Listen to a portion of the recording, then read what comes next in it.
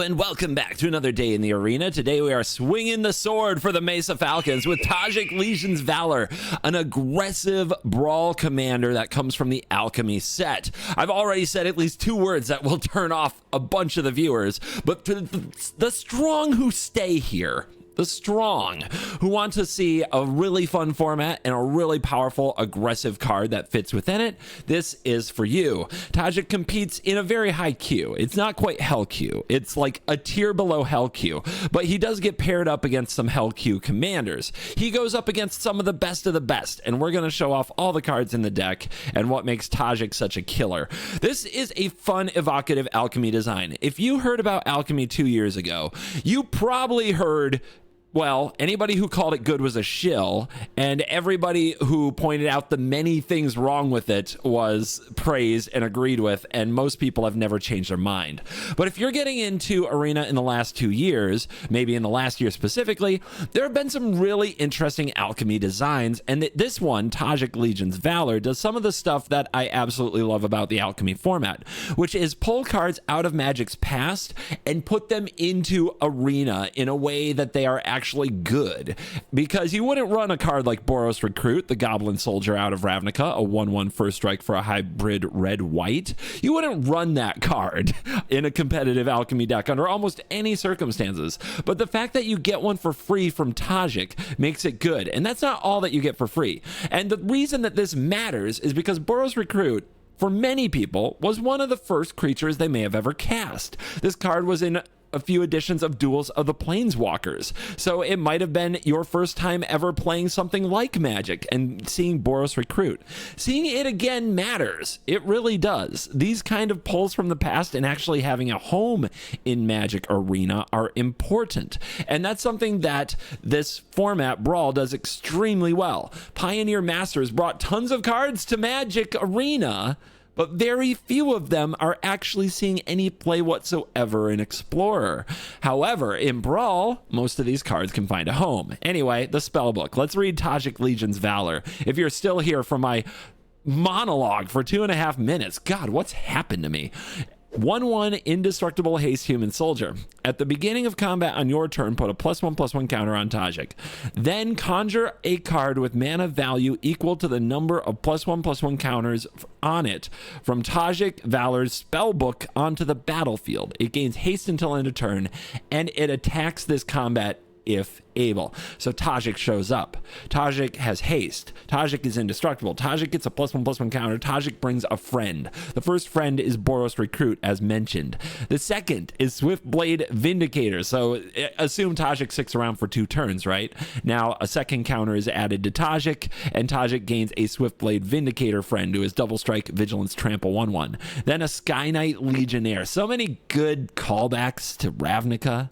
And then we have an Elemental Soldier, Spark Trooper, a 6/1 trample, lifelink haste, and it maxes out on Aurelia, the Law Above, bridging the gap between the past of Boros and the present of Boros, as Aurelia, the Law Above was a recent printing. So ta-da, how freaking cool. Tajic is 6 creatures in 1, and you can put it in your command zone.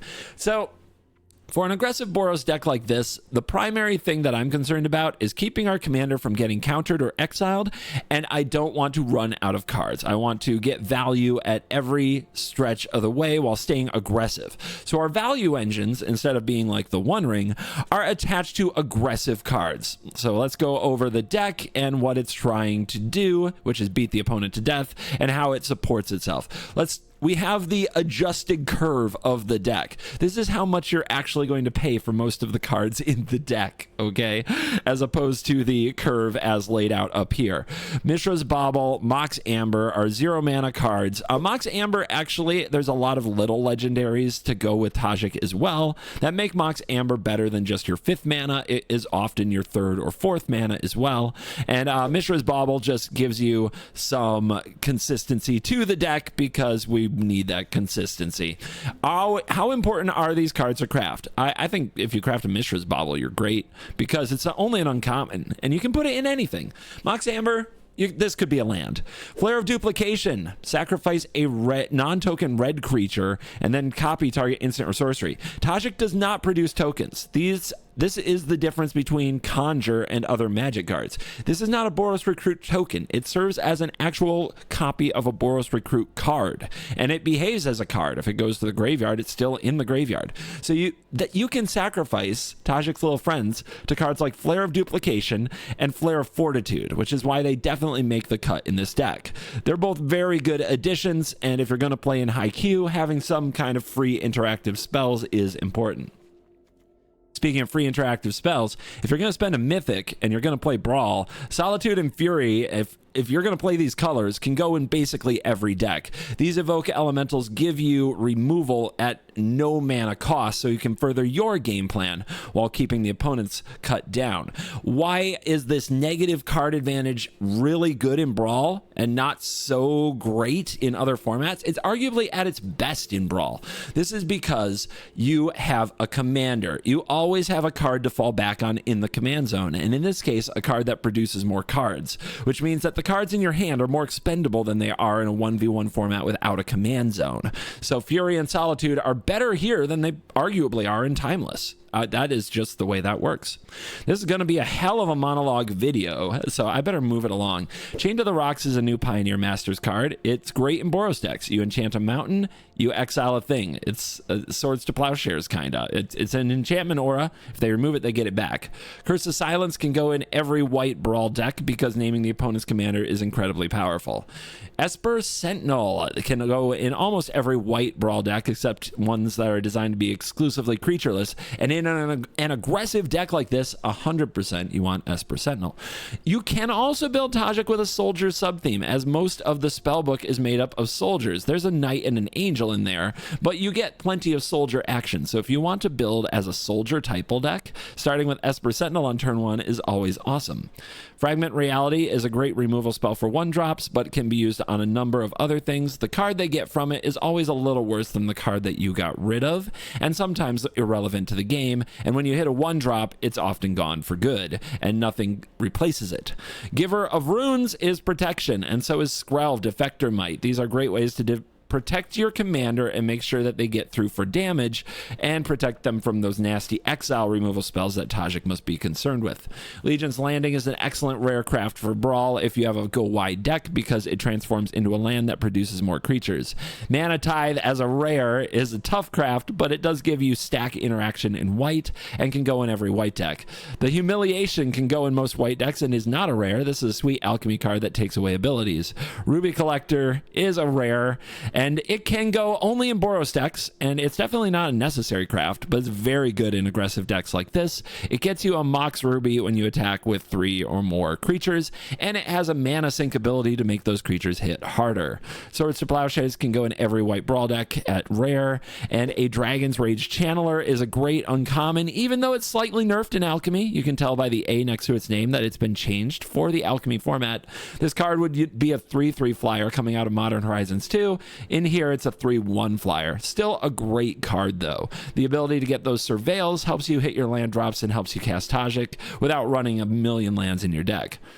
Artillery Enthusiast is an uncommon and a very good craft for aggressive red decks. It's a goblin, it is a 1/2, and it says modified creatures have menace, and that includes +1/+1 counters. When this enters, you can discard a card to seek a card with mana value equal to the card's mana value, basically chucking away one of the cards that's not as good in the matchup you're in for a card that is better. Unholy Heat, bang! Damage. This is also nerfed for Alchemy. It's 6 damage in paper. Here it's 4 damage to any target if you have Delirium, and guess what? That's still great. Cindercone Smite I've introduced on the channel before. There's a great Alchemy uncommon. It does 2 damage to a creature and then makes a treasure if you're not the starting player. What makes that so good is the green decks of the format. Turn 1 Delighted Halfling is an absolute staple, and when you're up against it, it's hard to beat. But if you answer with a Cindercone Smite, you definitely turn that game around in one play. Kellen, here's a creature that has built-in card advantage. And like I said, we really don't want to run out of cards in this deck. So almost any creature that has some kind of card advantage built in, like Kellen here, gets the nod. Plus, great with Mox Amber. Lightning Bolt, yes. I mean, you can put this in every red deck. Ragavan, you can also put this in every red deck. And it's a mythic craft that will pay you off as a powerful monkey for all of its days. Goes in all of the red decks. Shove Aside is an uncommon that functions like Lightning Bolt, 3 damage to a creature or planeswalker, and has flash, although it's a sorcery, if you aren't the player that goes first. So make Shove Aside a very good upscaling Lightning Bolt impression card. Springleaf Drum is great in a deck full of creatures. In this deck, you can put a stop and respawn before going into the attacksy things and tap the creature that would attack for mana instead of attacking with it so that it doesn't die. At least I think you can do that. I've never actually had that situation come up yet, but my understanding of rules is that you can, because it's at the beginning of combat you make the thingy, and then you go to declare attackers. If you have a stop at the beginning of combat, you should be able to tap the creature required to attack for mana with the Springleaf Drum and not attack with it if it were just going to attack to its death. Still so many cards. Brawl deck text, my friend. Skip ahead to the video if you hate this, but you never know what you might hear me say or cough out of my mouth.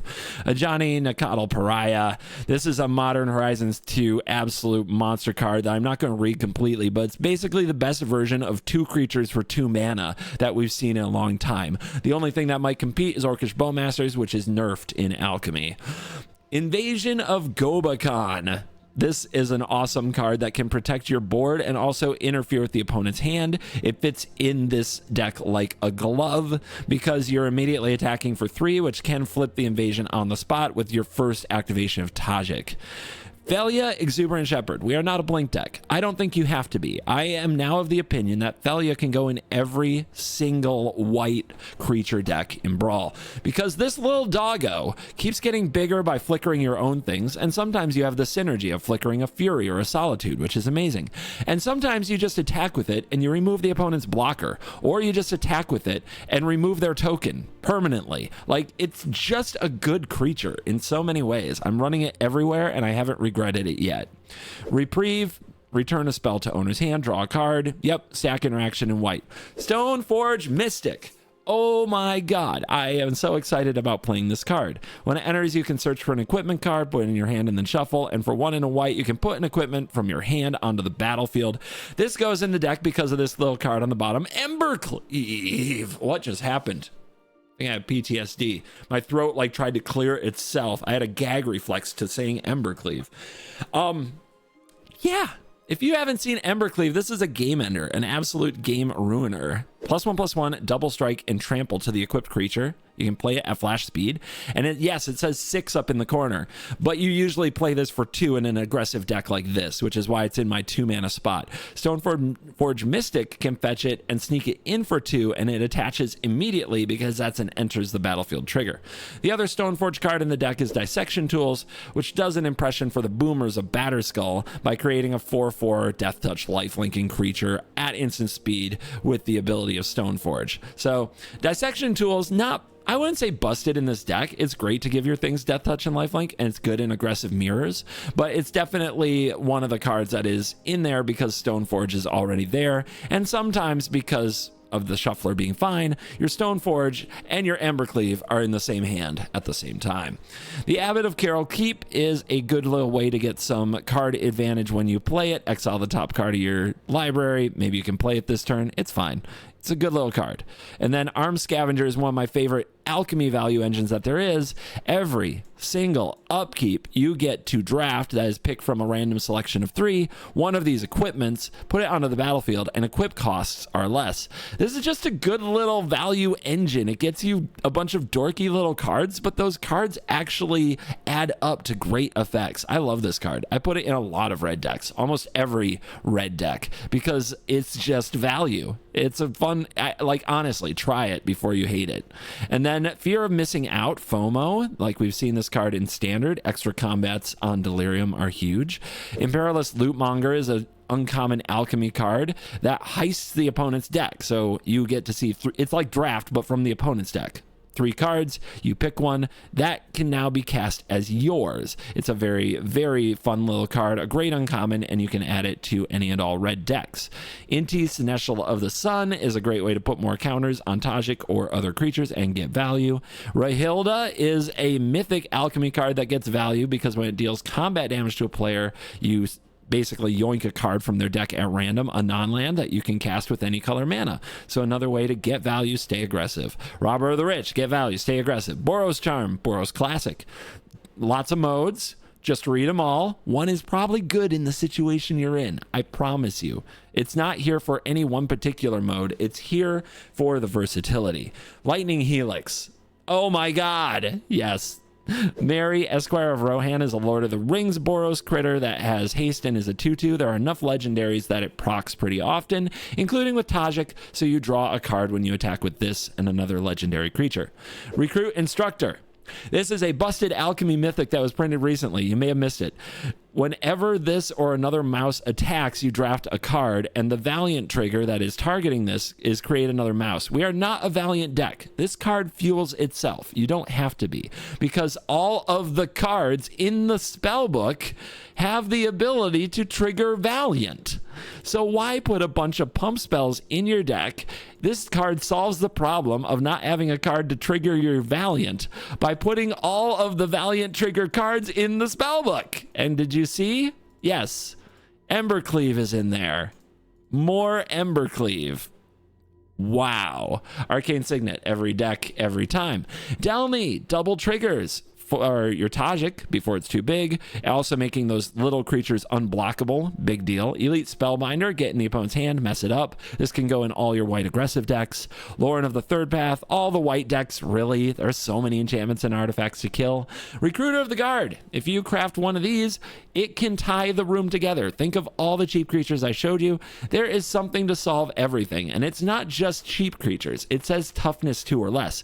So there's some interesting Recruiter of the Guard hits, like Solitude, that is just removal on the spot, or Ox of Agonis if you want a long game grind engine. The 2 toughness or less means we can fetch this off the Recruiter. And that's the main reason it's in the deck, not because we have a lot of synergy with it. Adeline, Resplendent Cathar, and where'd you go? Anim Pakal. I look at these together as just very powerful, aggressive cards that can win games on their own. And then we have Aven Interrupter. Enters, exiles Thing. Bone Crusher Giant. 2 points of damage on the stomp. Fable of the Mirror Breaker. That's just a busted card. If you craft this, it can go in everything. It was banned in Standard. It's good enough for every red Brawl deck. Lelia, the Blade Reforged, is a fun, aggressive Brawl card that does also pay you off with exile value, and it's a really good card that can go in most red decks as well. You're noticing a theme. I tend not to go with the things that make the card's theme absolutely epic unless the theme is really over the top incredible. I go with the best possible cards. And when people look at these decks and say, oh my God, that's too many wild cards. Yes, but these cards will be good in your deck for a very long time and in a great many decks. This is a non-rotating format. Anything you play in these colors can probably run any of the cards I've named. Any Boros aggro deck with Tajic as a commander can run most of the cards that I've named because they're really good cards. And then Jewel Mine Overseer, Alchemy Mythic. This card is insane. When it enters, conjures 7 cards, name 7 dwarves on top of the library. They perpetually gain when this enters, draw a card. And the 7 dwarves are 2 mana for a 2/2 that gets +1/+1 for each 7 dwarves, and the deck can have up to 7 dwarves. So you get 7 dwarves in your deck without using all the deck slots for it. But that alone wouldn't make this card good. What makes the card good is the next line. At the beginning of your upkeep, exile the top card of your library. You may play it this turn. So value, a Prosper type effect tied right there into a 3 mana 3/3 aggressive body. Then we have Flage. I mean, it's Lightning Helix on a god. How do you not play that? War Leader's Call, beat the opponent to death. Showdown of the Scalds is an excellent Boros card for value and aggression. Wandering Emperor, one of the greatest of all planeswalkers, especially in support of aggressive deck. And now we get to the lands. 20-minute intro. It's been a while. Holy anyway.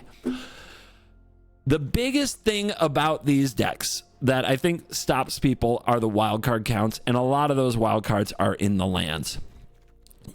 I'm going to try to somewhat rate these cards by how much I would craft them if I were getting into Brawl. So as you see, there are only 7 basics. It is totally reasonable to run 20 basics in your Brawl deck. Your mana base will be functional. I run all these cards because I already have them, and I'm trying to optimize for micro situations. Most of the time, these cards, and in a lot of cases, many times, would be better just as a basic. But it's the option and the situational power of the card that gets you that 0.1% extra, and those things add up to a few wins here and there. Don't be afraid to substitute most of what I'm about to introduce with basics. I am going to point out whether or not a card is that important that you should craft it. Iganjo, Seat of the Empire is like removal in a land. You don't need it. It could be a basic. Shefet Dunes is a little anthem at the price of an uncommon wild card, but you don't need it. It could be a basic. Arena of Glory dishes out haste. That is really good. I think if you're going to craft a land, Arena of Glory makes the cut. Castle Embreth is a little anthem effect on a land, but it could be a basic. Den of the Bugbear turns into a Gobbo thing, and it's a great land, but it could be a basic. Mutavault, if you're going to craft one land in the whole of Magic that can attack and block, you might want to craft Mutavault, but it could still be a basic. Spikefield Hazard pings off Ragavans, but could be a basic. Razorgrass Ambush could be a basic. Legion Leadership could be a basic. Sundering Eruption could be a basic. Witch Enchanter could be a basic. Pinnacle Monk could be a basic. Amiria's Call and Shatterskull Smashing. All of the MDFCs could easily be basics instead.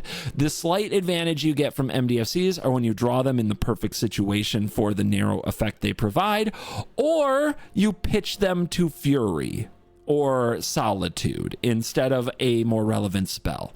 That's why they're there. Battlefield Forge. If you play Boros, I would craft this. It's a good land. It could be a basic, but it's a good land. Clifftop Retreat, very good land. Elegant Parlor, very good land. And definitely a craft if you get the fetch lands.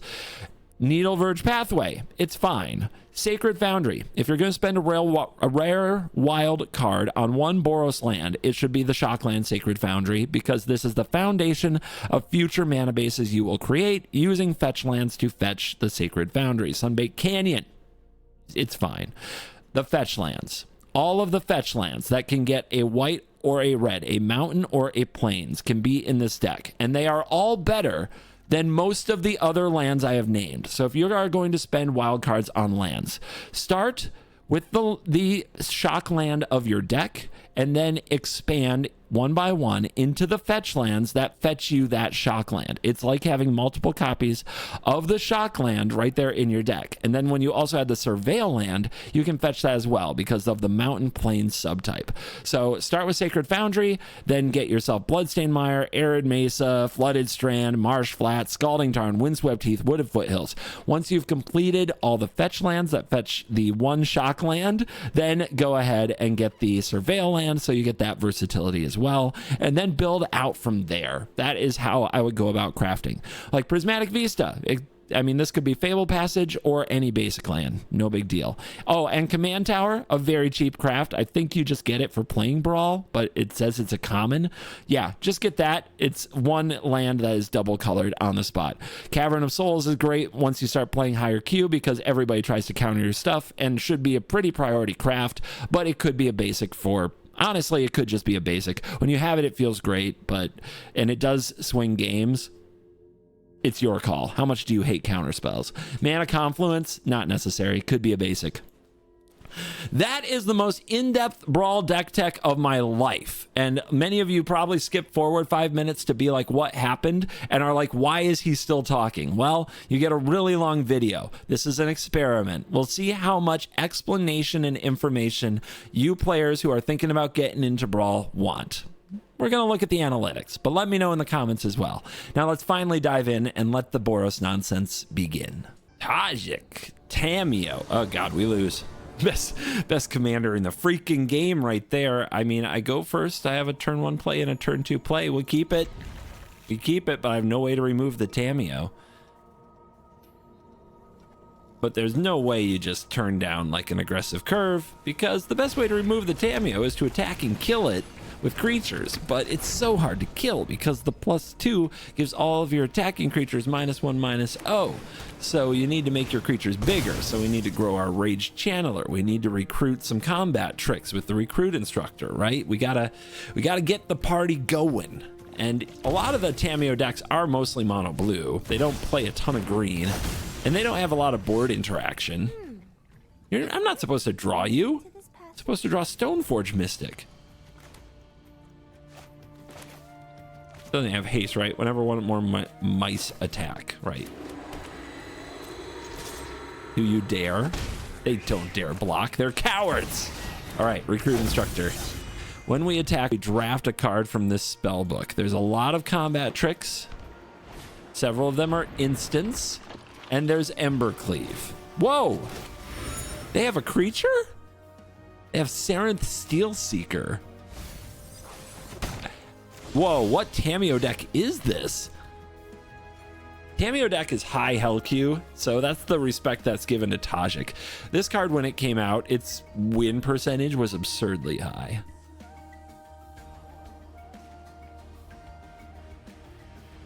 Trying to decide whether or not to play my land, but I think my other play for the turn is Abbot, which might exile a land. But we have to see what we get off the top of the deck, because we're going in. Because all we have to do is draft one of these. God, I want this Embercleave so bad. But we're taking Crumb and Get It, a cheap combat trick. Because that way if the Steelseeker blocks, it gets wrecked.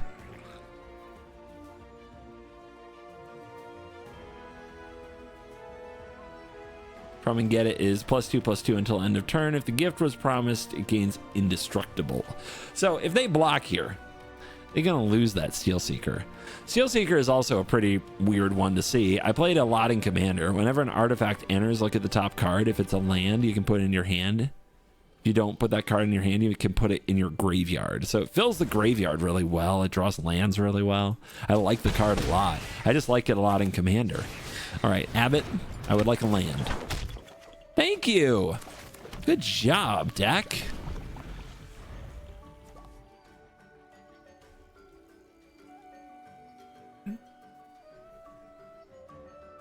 All right. Well, if they try to flip the Tamiyo here, we do get to resolve Tajic. And if we don't have an open path to Tajic, we get to play Wandering Emperor at flash speed. And we continue to put pressure on them. That's bad. that's Uro's a very good card.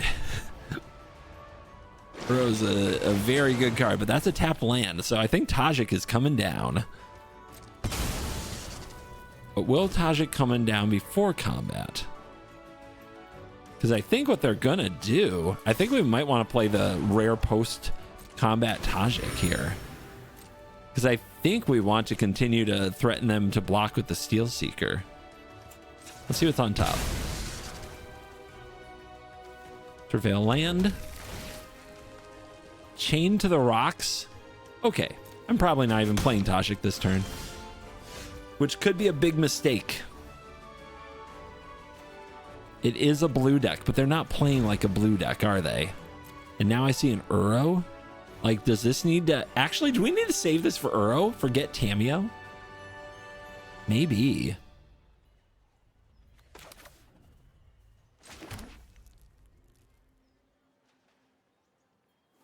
Yeah, I've got a bad feeling. Like, we play Tajic here and it gets stolen or something, or bounced. Like, this just doesn't seem like the typical Tamiyo deck that I'm used to playing against. I think what we're supposed to do is keep pressuring them with our smaller creatures. War Squeak.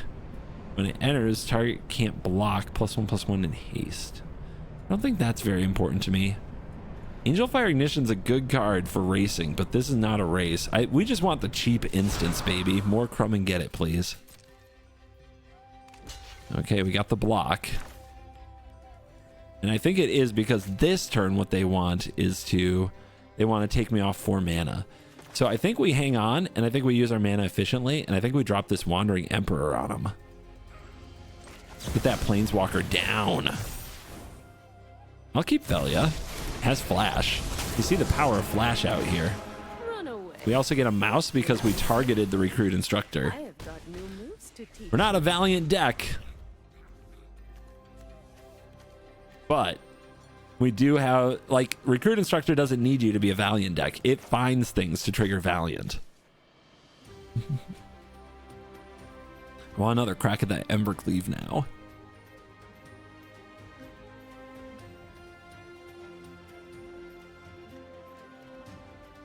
Yeah, you think about it. If they trigger Tameo here and flip her, sure, it makes some of these hit for less, but we can still get her off the field. And Chain to the Rocks is for Uro, I think. Enchant a mountain, exile target creature. It's basically 1 white for removal. It's like swords. It's just an aura.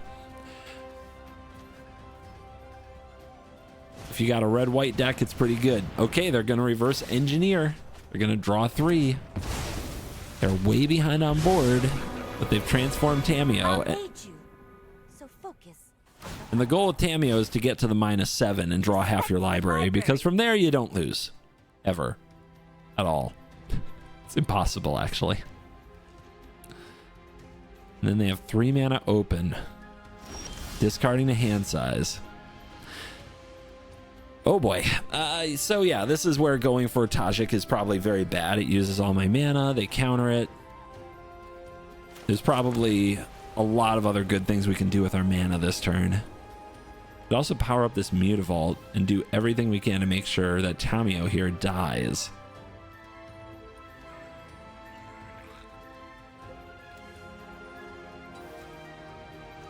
A lot of bounce spells in green don't, like, stuff can't target lands.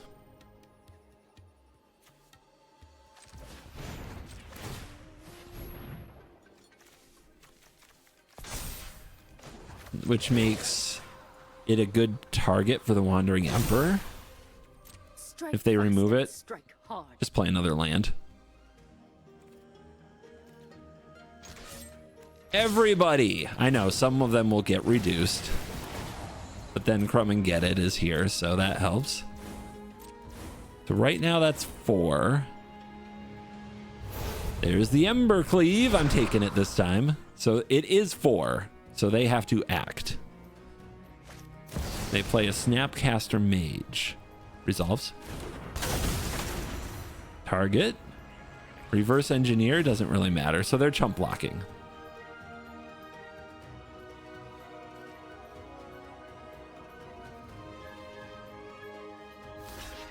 And they block the Recruit Instructor.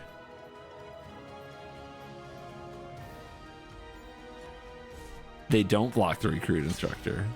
They block the Mutavault. Okay. So they still have up 1 mana. Here's my Embercleave.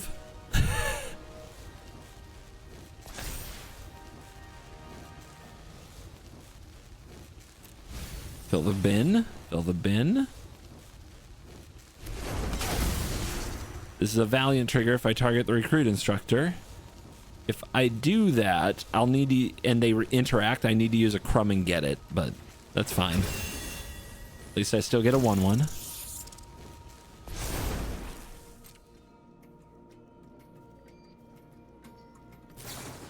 Tameo's safekeeping. Okay. They just get to keep their Snapcaster Mage. It doesn't actually kill my Mutavault, so that's fine. There, Tameo off the board. My research is ruined. Let's hold up Crumb and Get It. I don't know if Indestructible matters here, but I don't want to chain, and I can't chain the Snapcaster Mage as hexproof now. But yeah, they need like Cyclonic Rift. They're on 6 mana. They could have River's Rebuke. That is a card.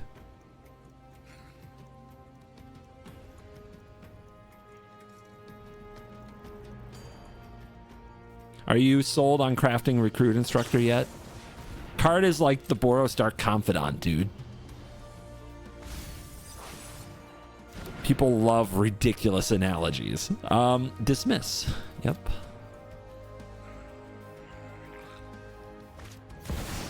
Yeah, sure. Have another one. You need it. They have there 4 cards, 5 cards. Cyclonic Rift, River's Rebuke. There it is. Brutal. Really hoping to avoid that. But that was their whole turn. They didn't like capitalize on it. Humiliation's good against Tamio, I guess. All right, now we're missing a land, and I put one in the bin, so that's on me. I guess we can try the Abbot to exile a land if we're lucky. Really lucky. Hui! Okay, we kind of did it. Hold on for a second. Make sure we're going to use that. What do we want to cast? We might be able to get away with a tap land there. We definitely want you back on the field. Oh, wait, we could get Tajic down here. Oh, yeah, let's get our commander. We're going to have to discard a lot to hand size, but that's okay. We got some crumb and get-its we never cast. Yeah, this is a great place for the commander. All right, discard 3 cards. Crumb and get-it. Dissection Tools. Way too clunky in this matchup. It's for aggro matchups. It's not good here. All the crumb and get-its can go. We have a full grip. They do not. We have a better board. They have clues they have to crack someday. Jingataxis! What the heck? Whenever you cast a non-creature spell, 3 or greater, draw a card. Okay, so they just played a 5/5 ward. It's kind of weird. Okay, Embercleave. They know about Embercleave. Counterspell would be brutal, especially if we go for it. But what's Embercleave gonna cost? 2, and then Chain to the Rocks. We could go try to change into the rock. I still want to save that for Uro, but Humiliation is good against Uro too. Not good, that great against Jhin. All right. It's also bad against a bounce spell though. Nah. Let's try to Embercleave our way through Jingataxis. Let's do it.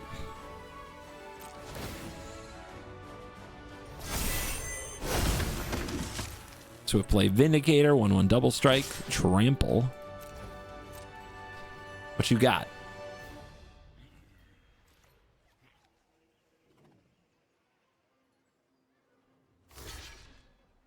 Block the Abbot. Yeah, they're going to try to hang on to Jhin. They're at 16. They block the double striker.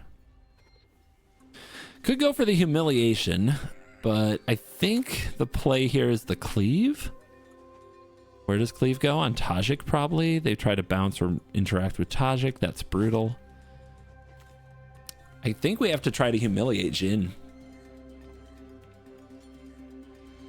Always down for that.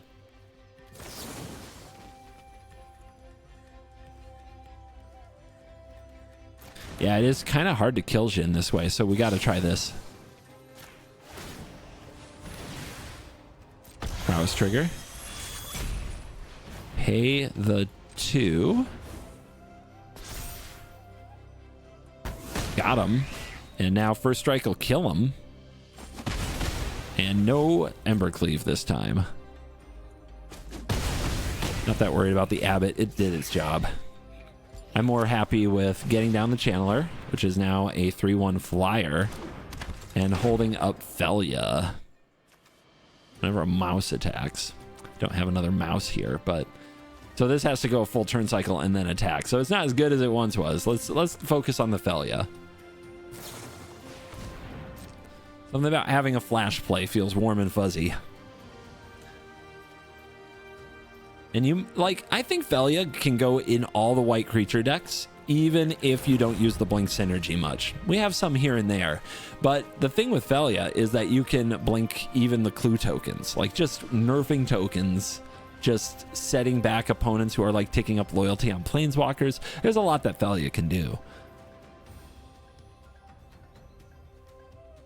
Yeah, here comes Uro.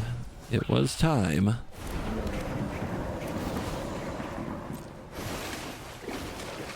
I have a rock with your name on it, buddy, and I'm gonna chain you to it. Uro says, don't threaten me with a good time. Here, puppy. Also, Felia can just kind of kills Uro. Yeah, they get the trigger again, but you can just keep on making it re-enter and then sacrifice. And they're gonna Archmage's Charm that puppy. They don't like it. Okay. I think they're dead.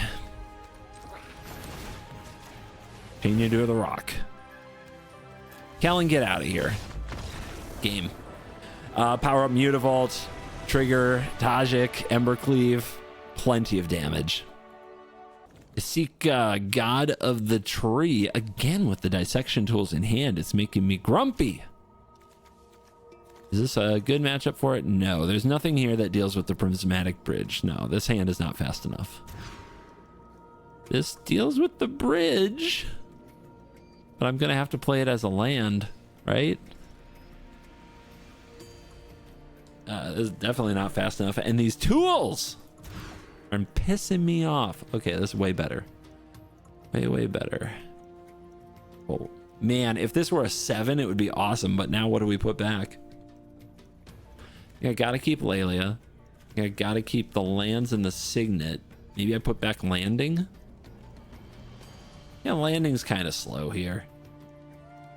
God, it's such a good hand though. You know what? I put back Lelia. Feels bad, but true, right? Because you go Esper Sentinel into signet, landing into Tajic.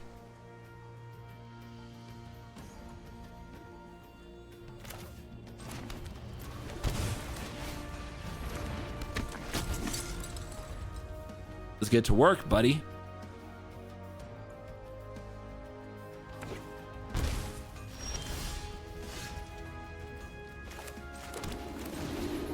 Care to counter? Care to counter? I got plays for days. Yeah, pay. Must be nice. Never given up a card. Yeah, but you paid 2 for Lightning Bolt. That's a standard card.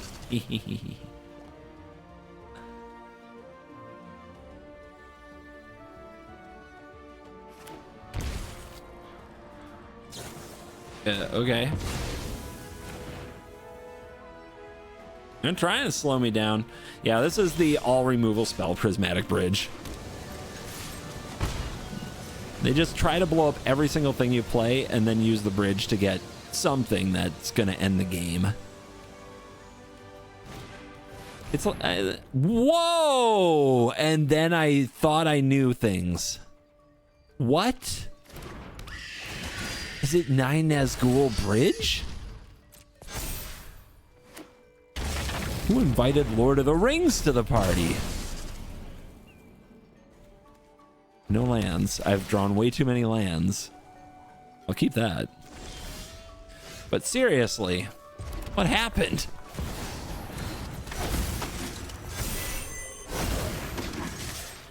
Trigger.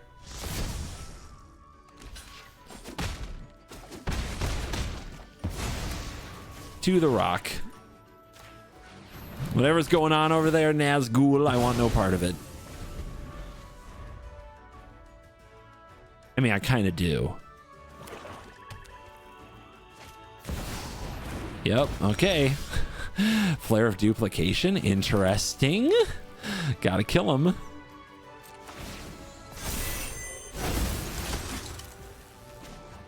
Raw! They're down to 6. Go. What does it get? It's a Nazgul!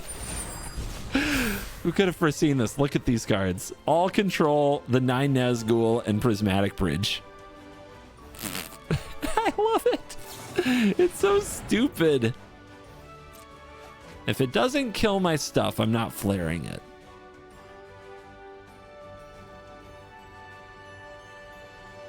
I will flare something that like wins me the game. By the way, this is 6 damage on board with the castle. If they get rid of Tajic. Could also cast Fury or evoke Fury. And castle. Prismatic ending the chain to the rocks. Colors used. X equals 0. Colors used 1. Exile target non-land permanent. If its mana value is number of colors. If its mana value is equal to the number of colors. Okay, so flaring this won't do me any good.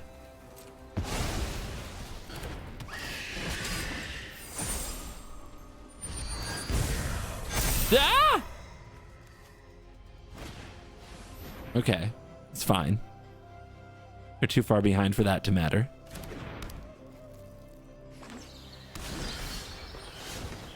Pinnacle Monk, unnecessary.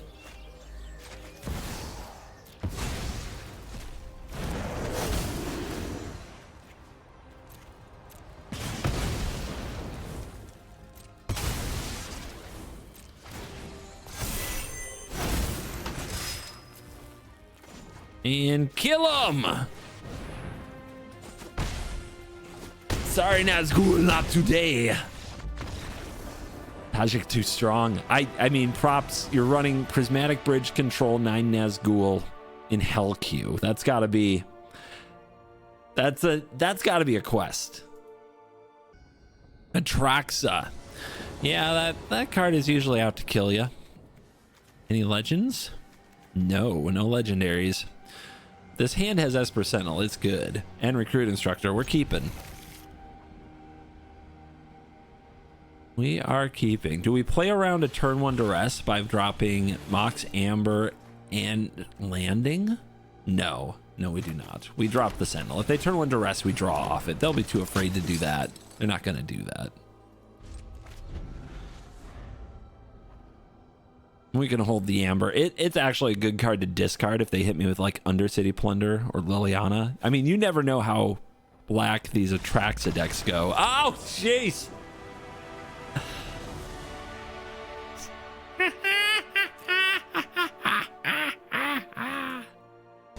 Well, that was the power of Esper Sentinel. Now Kinnan. Against Kinnan, we have a lot of mana dorks to deal with. This Recruit Instructor really wants to play today, but this hand is too slow against Kinnan. Smite on the draw. Perfect.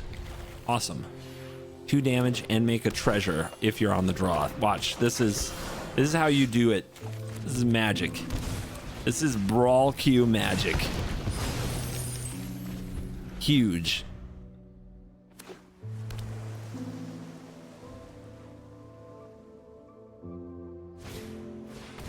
Uh-oh. More mana. More mana. I don't think we counter stuff, though. Just get down. Like, we have to progress our game plan, which is probably Tajic next turn, and get some equipment around it.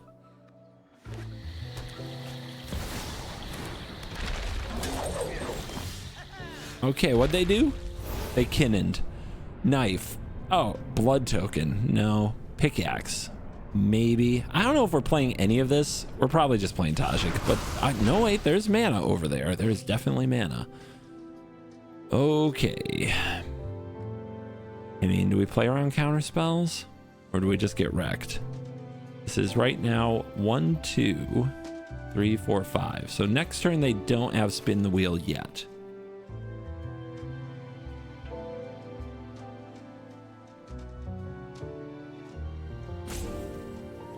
Delhi is interesting.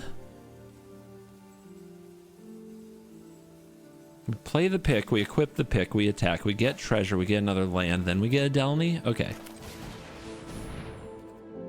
Pick up. I want to negate it, that's fine.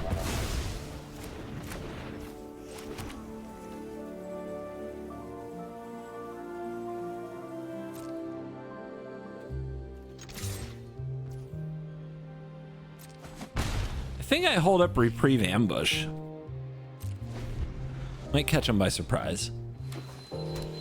That's pretty strong. And no attacks, of course. So they do nothing. Is this 7 and 1 blue? Is it enough to do the thing?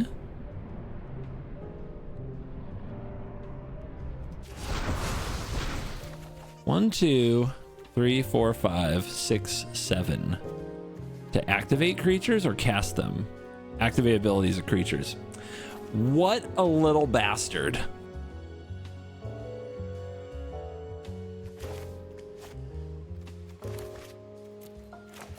I don't think they're blocking ever. I think we were too slow this game and we gonna get wrecked.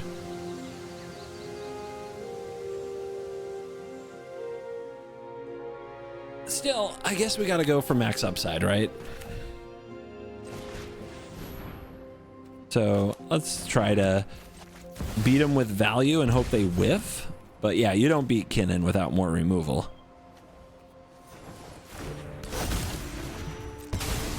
Let me have Delny.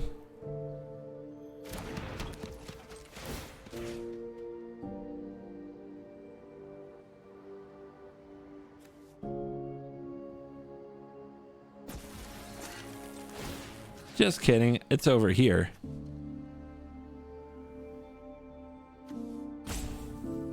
I'm just messing with them now. I'm just going to run their rope out. See, I can do this longer than they can. And especially if they stop to emote, if I run out their ropes, then activating Kinnan's... I run them out of Kinnan activations, which you can say is scummy, but so is Kinnan. Ah, it's Nyx Bloom Ancient. Yeah, I concede. Oh, sure. No Trick Pony Tameo. God, just the grossest stuff.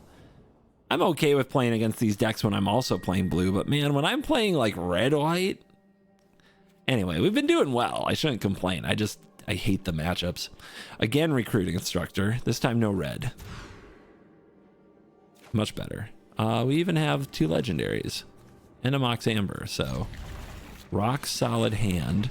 We're up against Cameo, so Spell Pierce is a card. So let's get the Mox Amber down. And they hold priority immediately. So they have Pact of Negation, Subtlety, or Commandeer. Ah, they're thinking about commandeering this? That's ballsy. I have a 4-mana commander. You're going to commandeer this?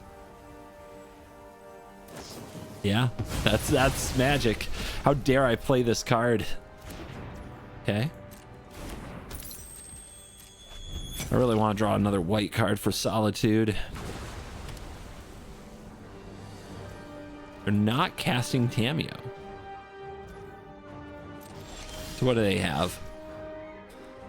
What do they have? Well, we're going to find out.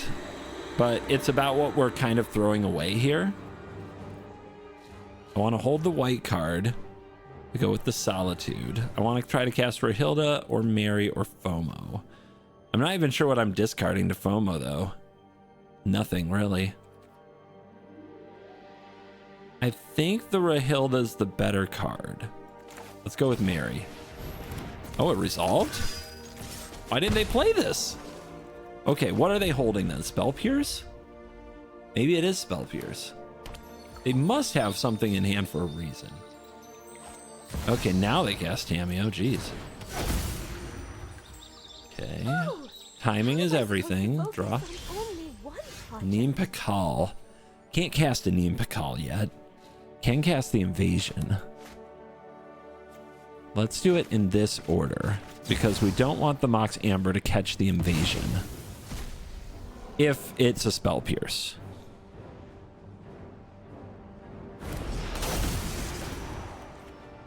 This will turn off the Amber. They float a mana.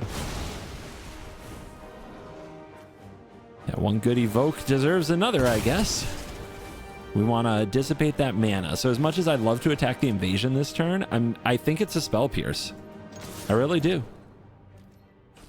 And let's take this opportunity to invade Gobakhan. The fact that they play Fable Passage in the deck, either they have green mana or they're really greedy about their fetch lands, because I don't run Fable Passage in my brainstormy decks unless it's 2 or more colors.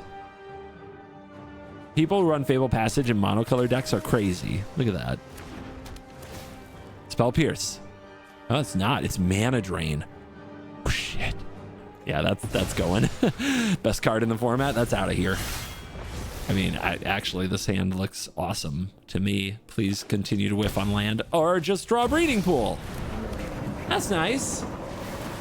That's a good top deck. What'd they do? Stack their library? All right. Again, we might chain an Uro to the rocks. Let's get the Rahilda down. Let's combat the Gobakhan. We do have a card advantage engine starting next turn, but they have a Mana Drain. But they cast the Tameo. Okay. I have one blue open. Is there a deeper meaning? We need to go get a mountain.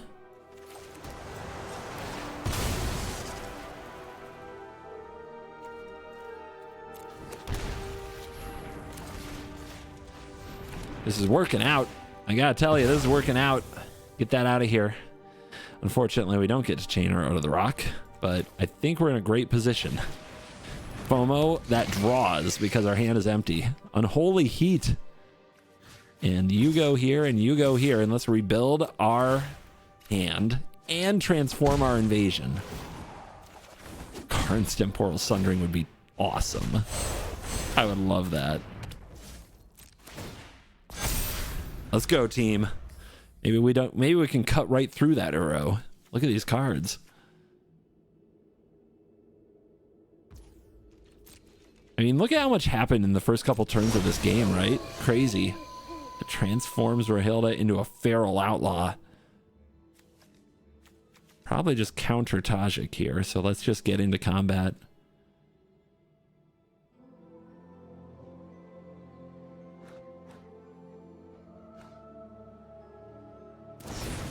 Brazen Borrower. Do I let this bounce?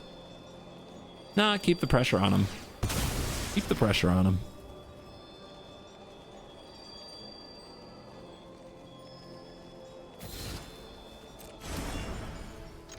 Also starts to fill the graveyard for Delirium, which is double combat. That is double strike.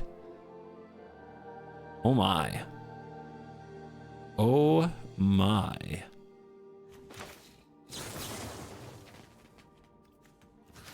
Why not? Let's go. Now they have the miscast? Must be nice. All right.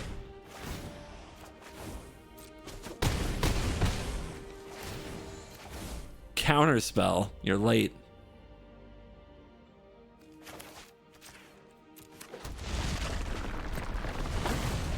It doesn't stick around until their turn, but now we have FOMO. We have double combats. They're dead. Yes! Oh my goodness, Tamio sliced, diced, into everything niced. Wow. Ragavan.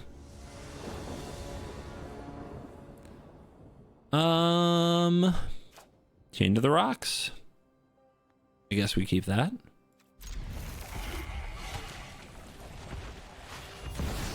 Behold the power of Sacred Foundry. Oh, and swords.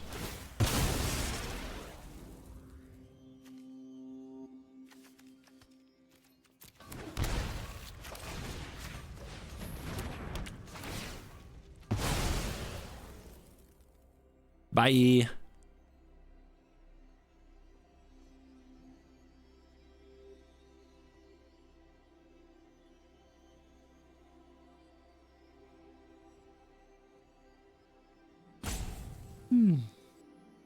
Had to think about that one, eh? Had to rope me for that.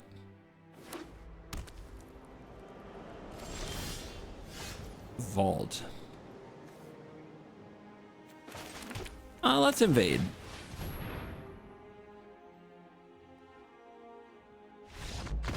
They did not want to show me their hand. That crossed the line. Sure. Well. Who goes first? I go first. And I have Curse. Hand is sus, though. I have to draw cheap creature or land. That's a lot of my deck, though. We can do it. We'll do it. We will do it.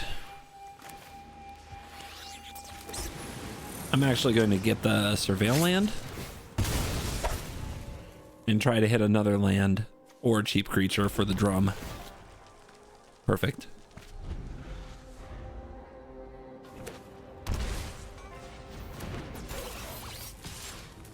It begins.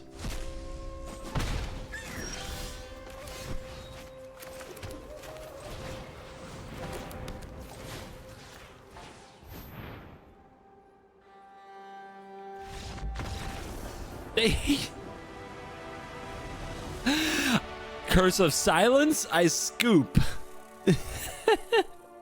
Okay, dude. Man.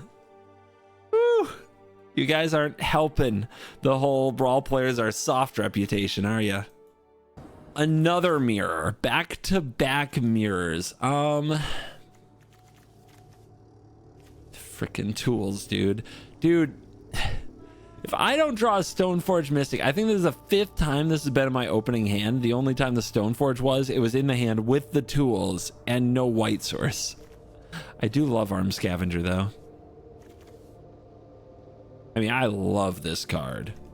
Still, we can do better. You don't want the Surveil land in your opener. Okay.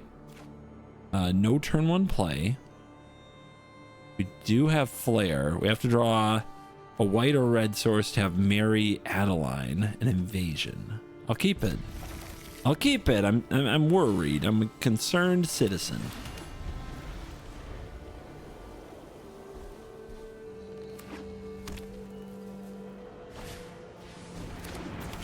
Dude, all these versions are just balls to the wall, but have no card advantage. What's up with that?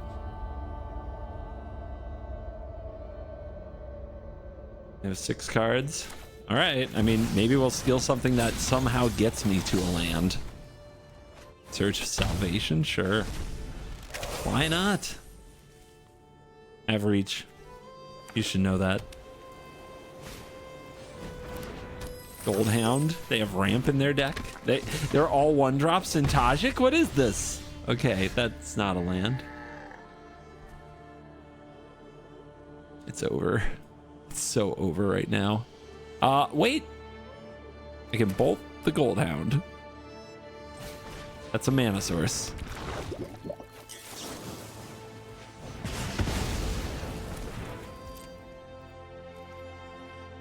I can also turtle up and block. Dude, maybe they don't know it has reach. That's the play. That's the play. They're not going to notice the bow. We're going to try to stall out this game. Draw some lands. Come on. Do it.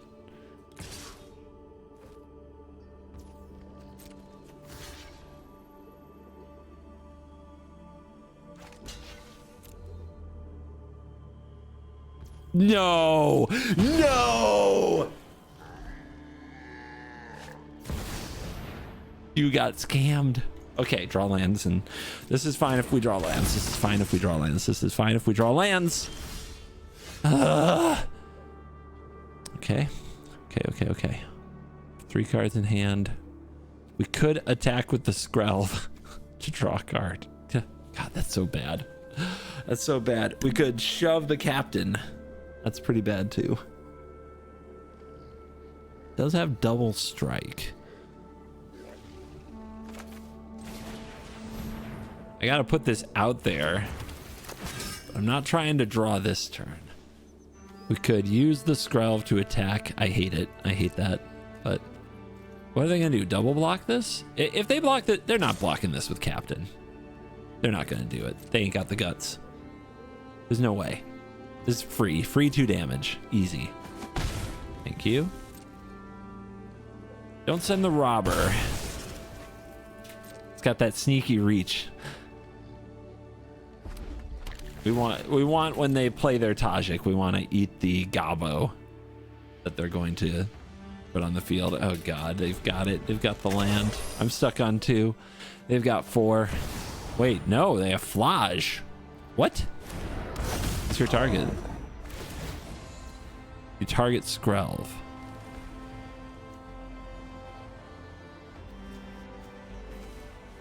My legendary creature.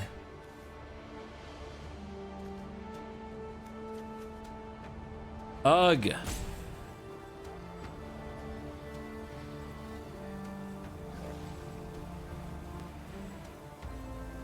Oh, I hate this so much.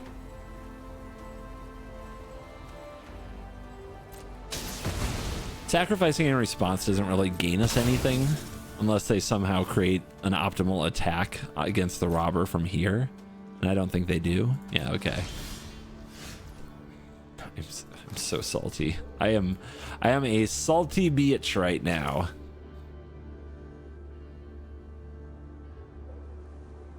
They'll definitely double block if I play this, right? but they don't have a land. They didn't keep a land. I'm invading.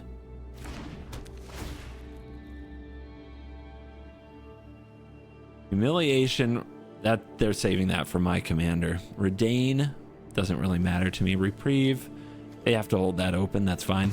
Take the humiliation. Let's see what we can do.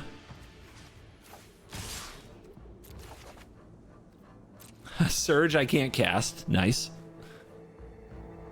Would have been great if I could have a mana available somehow. But we get rid of the captain. That's huge.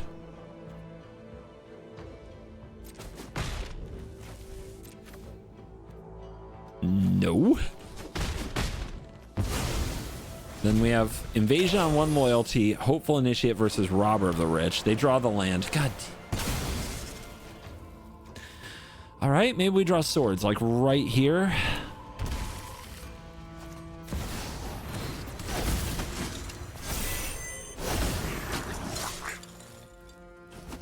Right here, draw swords.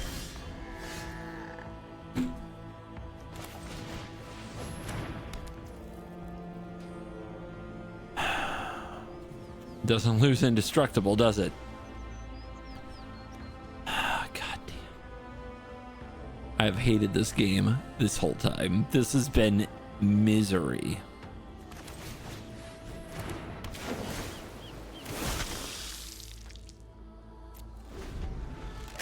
And now they just get to hold up reprieve. It's over. It's over. Oh, that game sucked. Oh, that was some of the lowest of the low in Brawl. Ugh. Third mirror in a row? Nope. Blue. Okay. Just get a good start and blue folds. Not necessarily true, but not all blue players are created equal. Okay. The mulligans today have been like heavy, but this is a curve. We can do this. We can do this.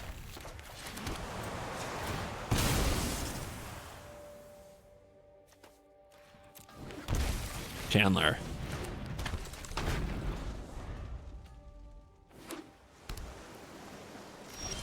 No actions.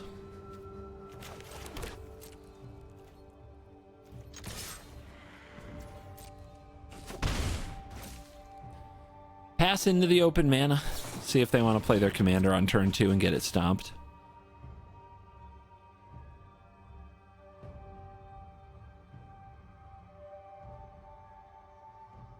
Jacob Hawken is normally a big spells blue deck.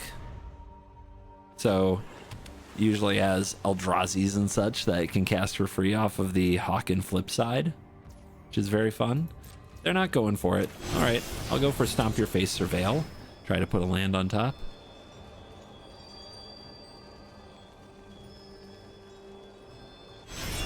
Beautiful.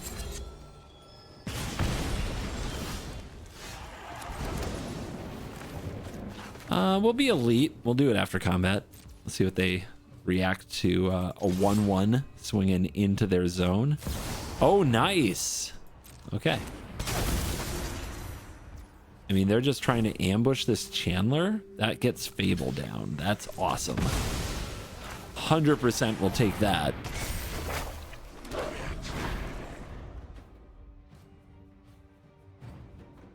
Yeah, blue deck has to hold up counterspell magic for the commander now.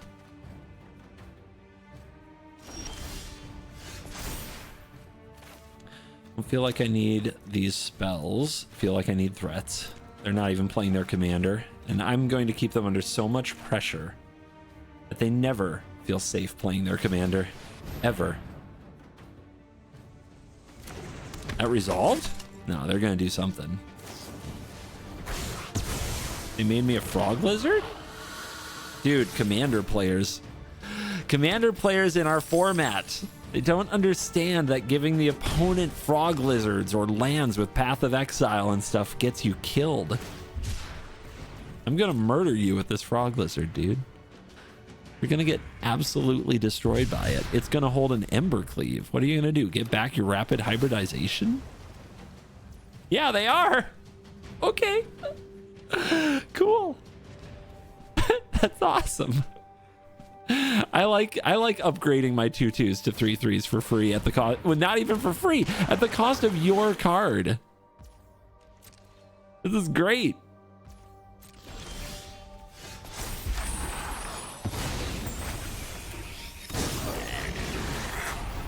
They'll probably counter this. It's a little too scary.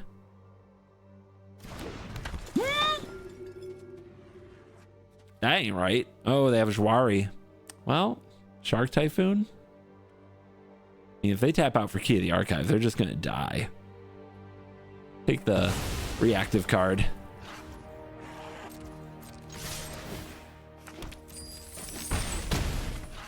Get out the NT.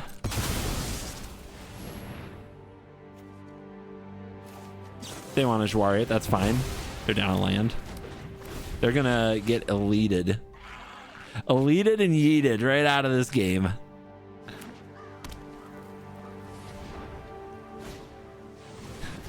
Yeah, may as well concede while you're at it. Oh my god.